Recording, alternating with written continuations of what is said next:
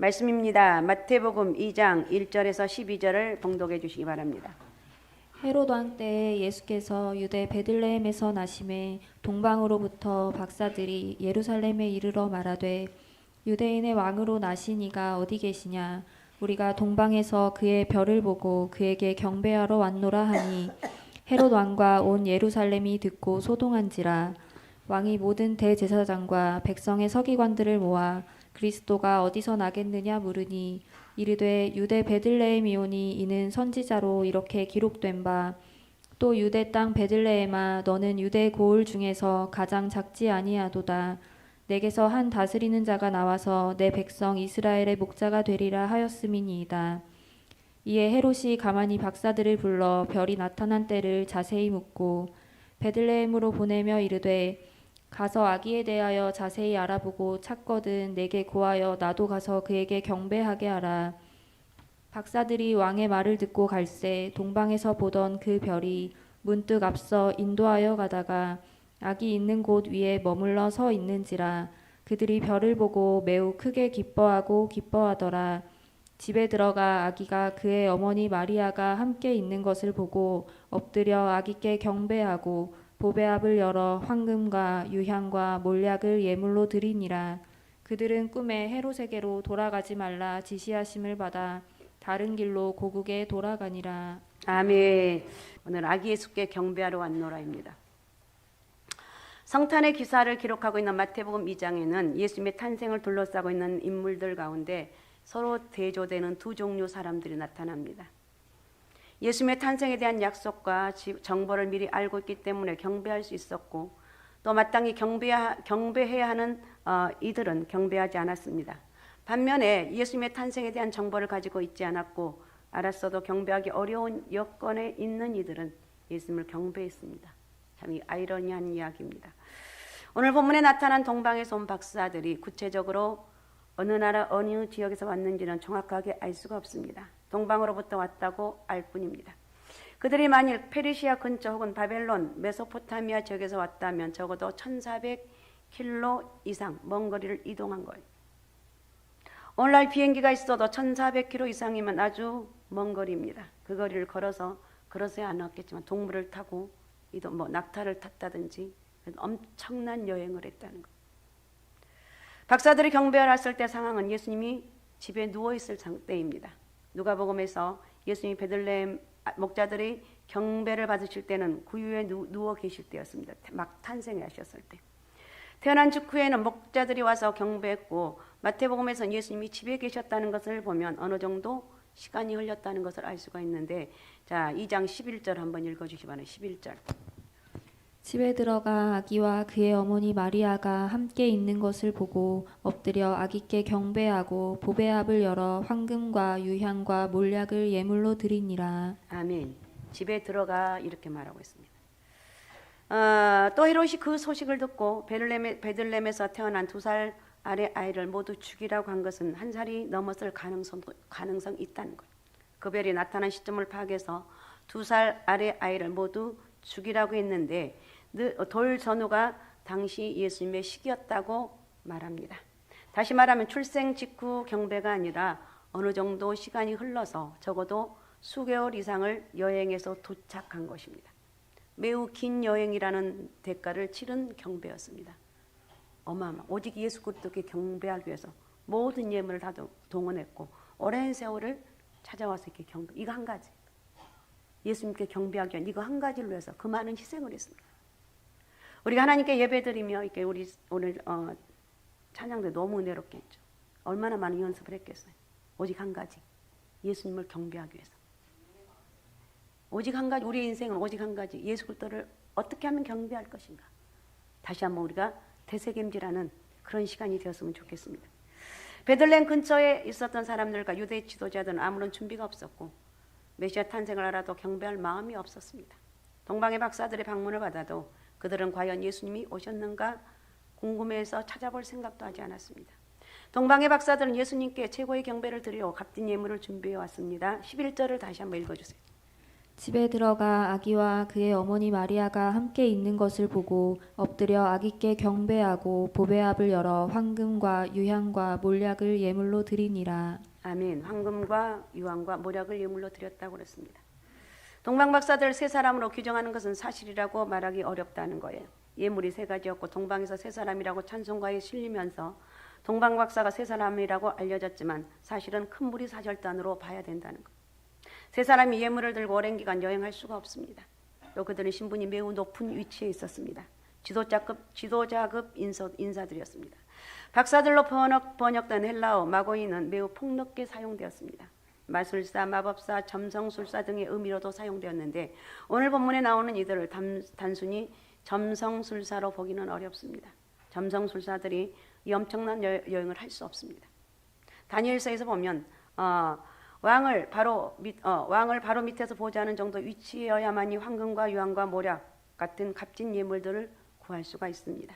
단순히 점치는 사람들이 구해올 수 없는 물건들입니다. 또 값진 물건을 운반하기에 경호나 보안도 필요했을 거예요. 그러니까 우리는 그냥 쉽게 얘기하는데 사실은 이렇게 예수 그리스도에게 경배하기 위해서는 수많은 희생이 있었다는 거예요.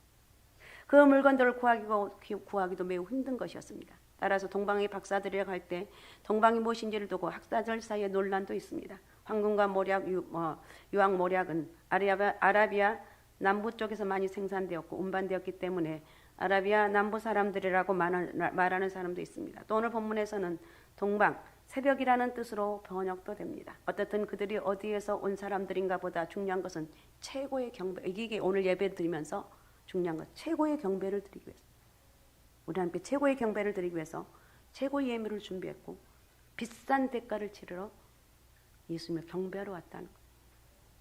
그러니까 예수님 때문에 여러분 정말 수고하고 헌신하고 내가 정말 이렇게까지 해야 되느냐 혹시 그런 생각하신 분도 있을 거예요. 너무 잘하신 거예요.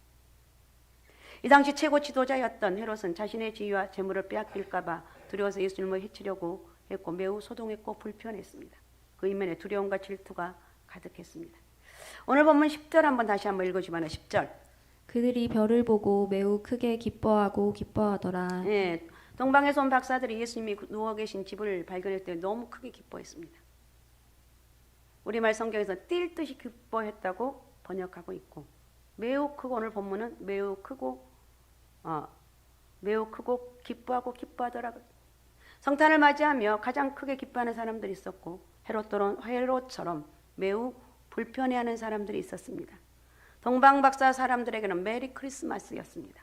그러나 헤롯과 유대 지도자들에게는 메시 크리스마스, 뒤엉켜버린 엉망진창이 되어버린 혼돈스러운 크리스마스였습니다.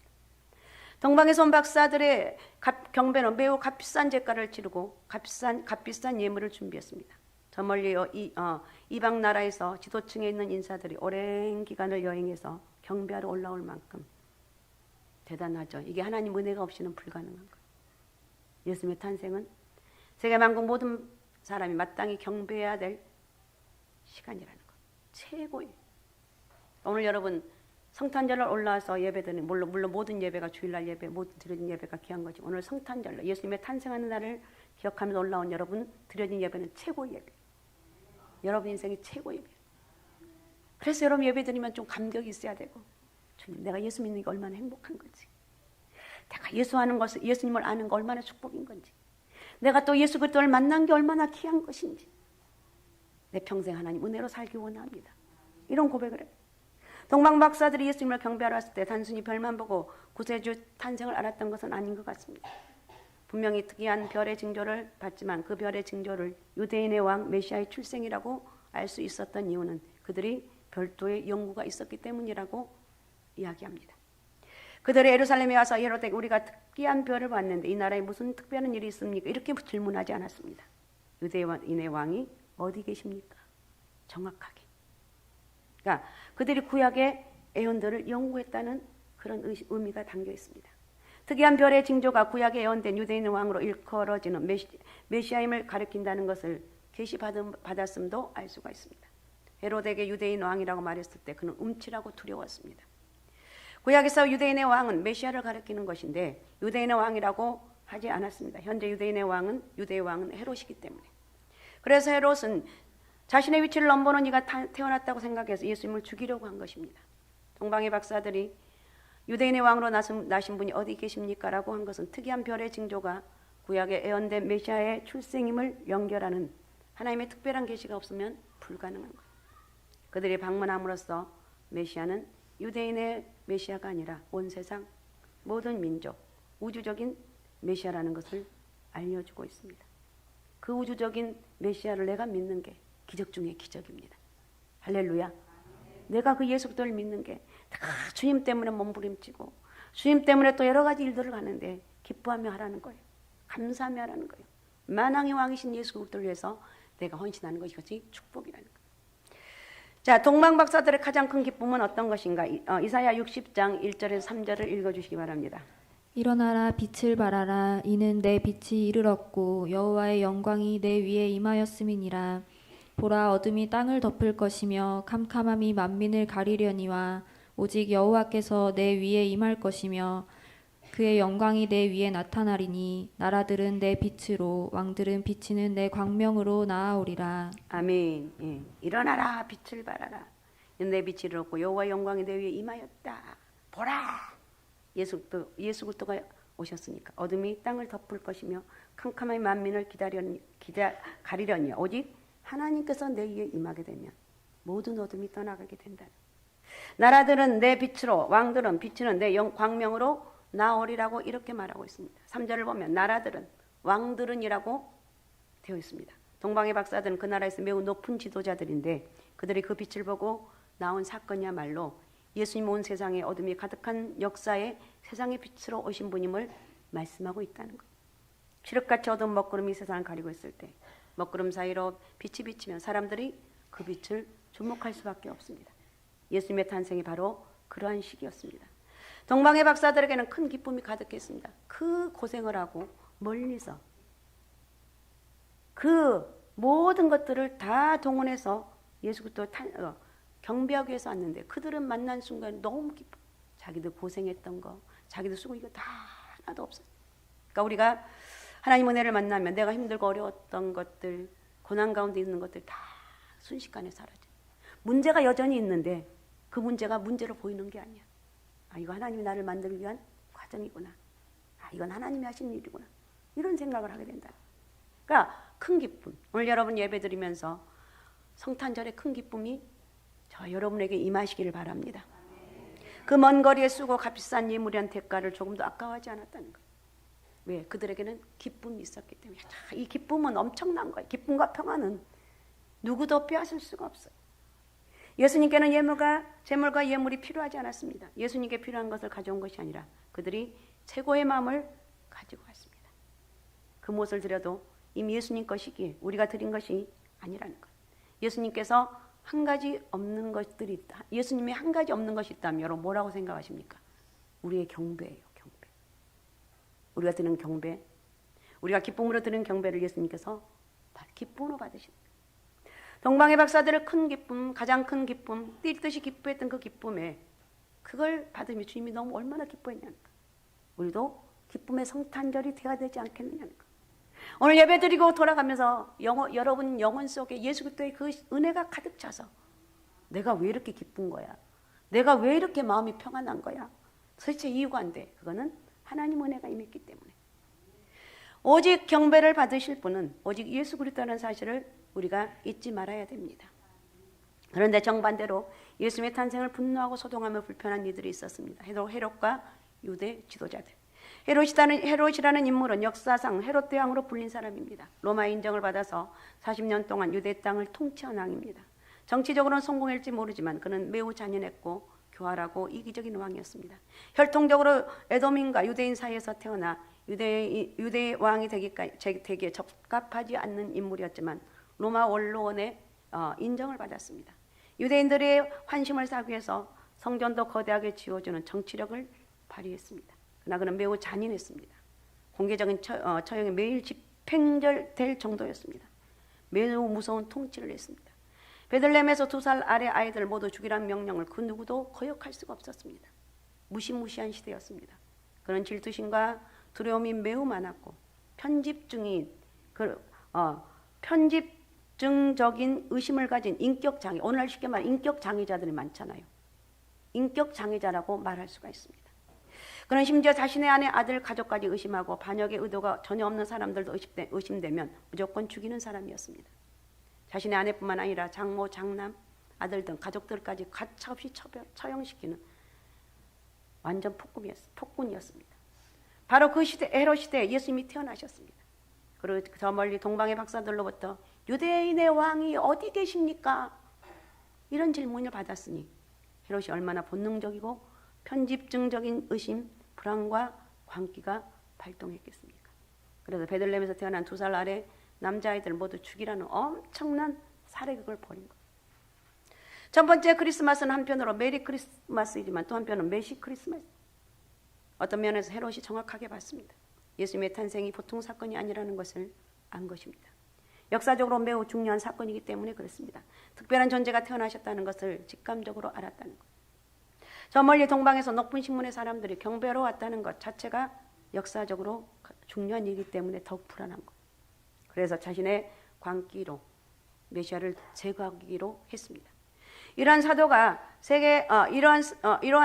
시도가 세계 역사상 헤롯에게서 끝난 것이 아닙니다. 헤롯과 같은 광기 어린 독재자들은 언제나 예수 그리스도의 나라와 그분의 몸된 교회를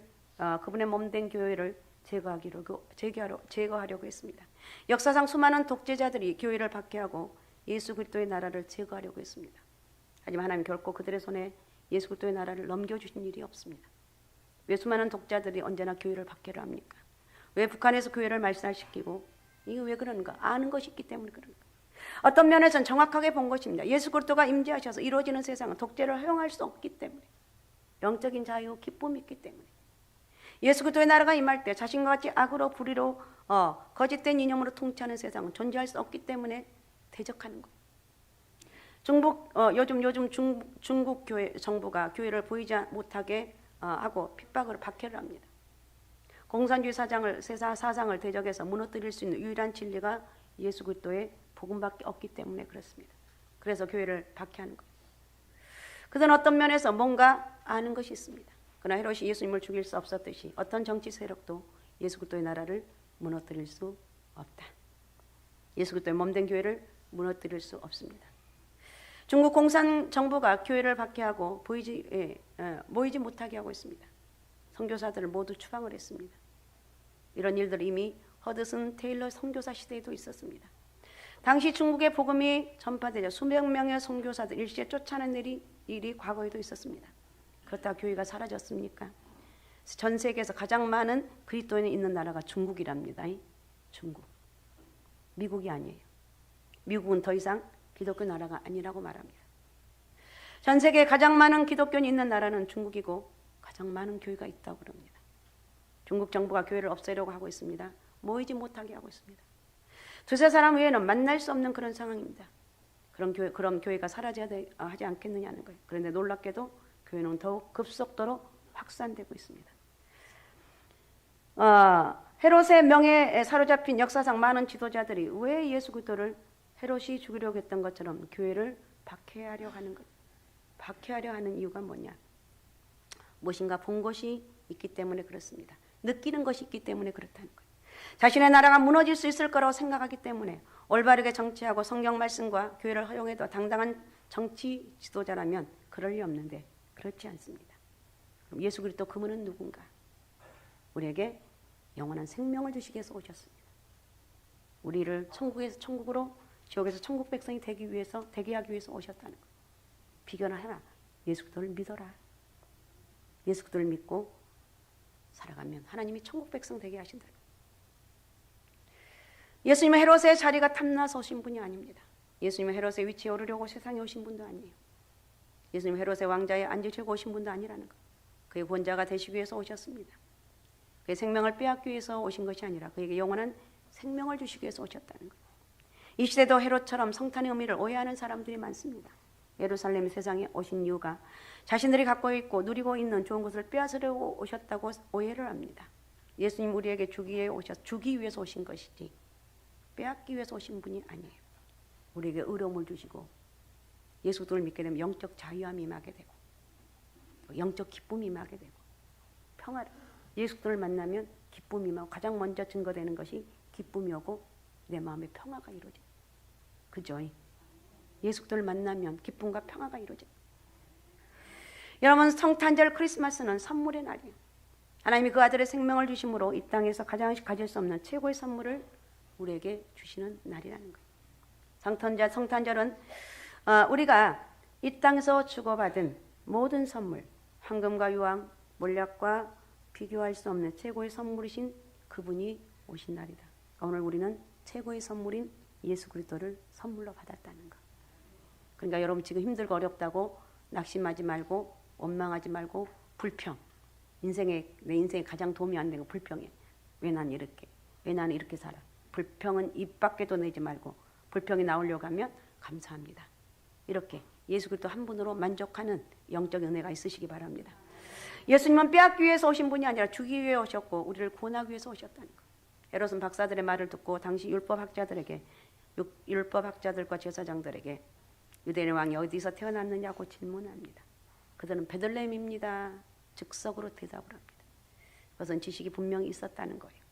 성경 전체가 메시아의 오심을 예언하고 있었기 때문입니다. 그것을 아는데도 그들은 반응하지 않았습니다. 동방박사들처럼 경배하지도 않았습니다. 메시아를 몰랐기 때문이 아니라 알았기 때문에. 그들도 헤롯처럼 메시아를 제거하기를 원했다는 것입니다. 그 이유가 메시아가 오시면 자신들이 거짓이 드러나고 자신들의 정체가 드러나고 악함과 잘못된 것이 드러나기 때문에 못 견디는 거예요. 그들 또한 헤롯과 같은 영을 가진 사람들입니다. 그들도 헤롯처럼 스스로 메시아가 되기를 원했고 메시아가 오는 것을 원하지 않는 인생을 살고 있었다는 것입니다. 자, 예수님의 탄생 앞에서 오직 두 가지 반응만 있을 수 있습니다. 메리 크리스마스가 되는 사람과 해서 메시 크리스마스가 되는 사람. 예수님 오심을 크게 기뻐하는 사람들이냐 아니면 가장 불편하고 두려워하는 사람들인지 두 가지 반응이라는 거예요. 예수님의 오심을 그저 문화 정도로 캐럴 정도만 받아들이는 사람들은 나는 그것을 원하지 않습니다. 나는 불편합니다. 이럴 거예요. 반면에 예수님이 진정 구세주고 주님의 오심을 기뻐하는 이들은 동방에서 온 박사들처럼 최고의 경배, 최고의 예물, 최고의 기쁨으로 나눕니다. 그렇게 하나님 앞에 나오는 거예요. 주님, 우리의 구세주신 주님, 내가 주님을 보니까 기뻐합니다. 감사합니다. 우리 학생들이 어릴 적부터 저는 어릴 적에 예수를 몰랐기 때문에 이 하나님 믿고 또 우리 누구냐 기도한 시훈이도 기도 쟤는 얼마나 씩씩한지 몰라요. 이렇게 얼마나 이 엄청난 축복이냐. 여러분들은 가정을 보고 환경을 바라보지 말고 예수 그리스도를 바라보면서 비전을 품는 거예요. 하나님 나는 이런 사람이 되기 원합니다. 하나님 나에게 복을 주옵소서. 내가 주님 앞에 열심히 충성하고 헌신하겠습니다. 이렇게 고백을 하는 거예요. 그리고 나를 붙잡아 주옵소서. 그렇게 할수록 인도해 달라고 기도하는 거예요. 우리는 어느 편에 선 사람인가? 동방의 박사들입니까? 헤롯과 유대 지도자들인가? 여러분, 예수님은 이 땅에 구세주고 우리의 주님으로 오셨습니다.